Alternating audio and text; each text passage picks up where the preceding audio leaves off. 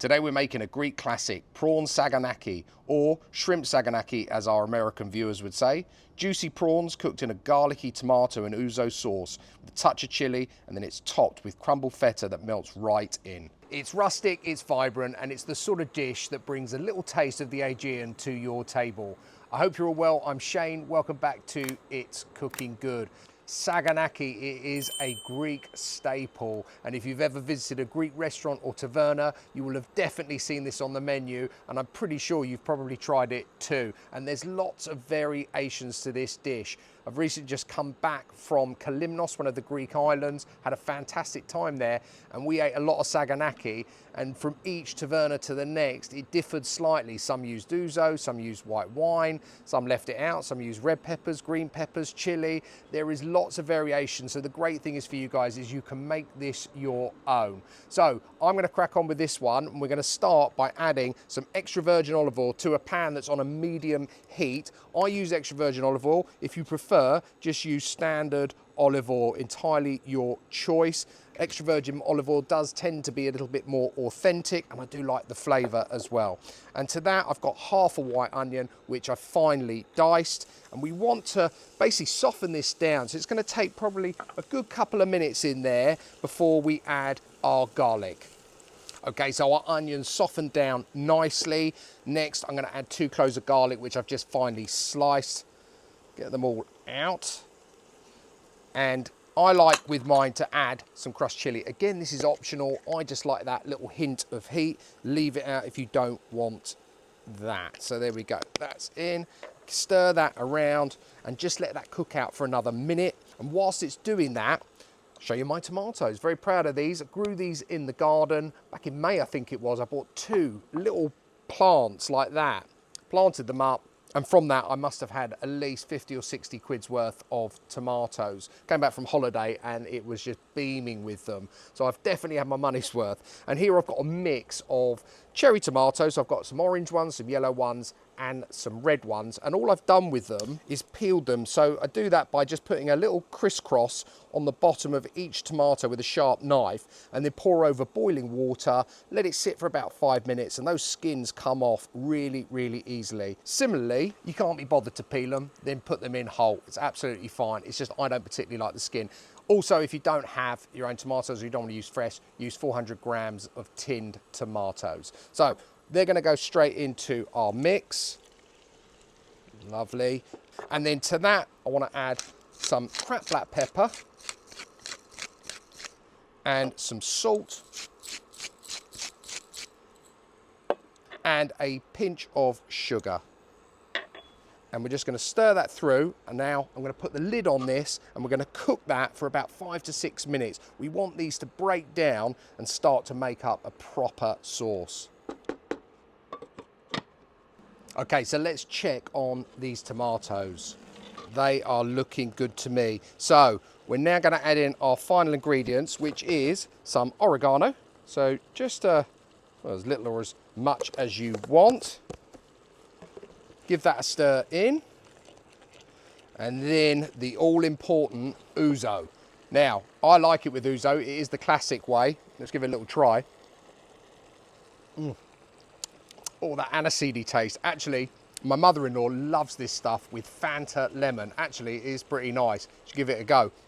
If you don't want to use ouzo or you haven't got it in, replace it with white wine, anything that you would drink, or alternatively, just leave it out. But I do like the ouzo, and it is the classic way, and that's the way I'm going to do it. I'm going to stir that in. I'm going to leave this uncovered now. I'm going to cook this down till it starts to thicken up. So probably about another 3 to 4 minutes.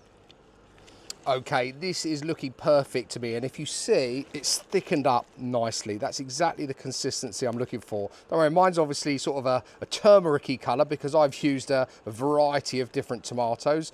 It'd be more red if you're just using your red ones, obviously. So let's get this into our dish. So you want some of your lovely tomato sauce. As a matter of fact, I'm just going to pour it in there. Plenty of it. That'll do us. If you've got any left, freeze it. Freezes perfectly. Obviously, prawns or shrimp. So I'm going to lay those in there as well. And I like plenty of them. Thank you to Ron Fowler and Son here in Bookham in Surrey again for the lovely prawns. I've got loads of these. I bought a massive bag, like I think it's like over a kilo bag of them. So let me know down in the comments, guys. I'm thinking pill prawns next Tuesday or crab meat stuffed shrimp or prawns. Let me know down in the comments which one you'd like to see next. So just get these all in.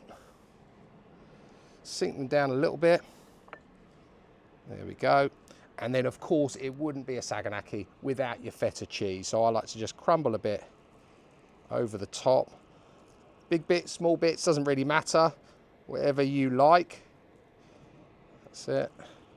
Get it all in there. This is going to go nice. Hopefully a little bit browned on the top. And it's going to sink into that lovely tomato sauce as well. I think that's probably about right. And I just like to finish it off with a little bit more of our dried oregano.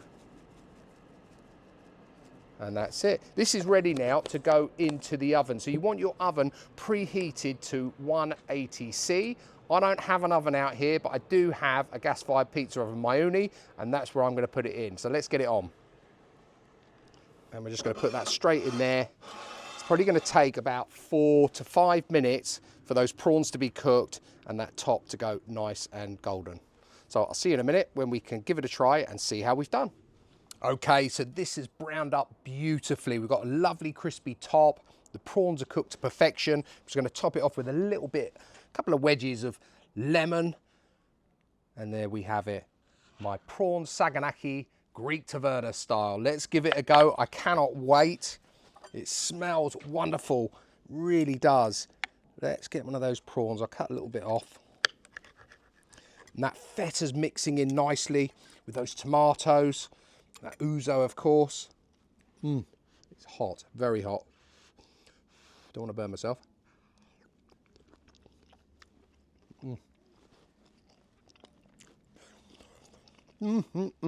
That is delightful. It's got all the flavours of Greece in there. This is exactly as I remember it when being away last week.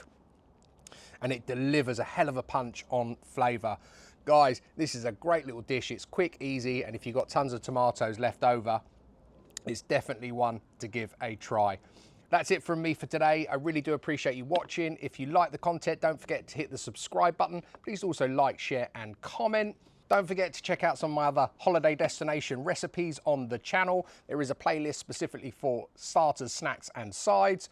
I'll put all of the details of today's prawn / shrimp Saganaki down below in the description as always. And all that's left for me to say is until next time, it's cooking good.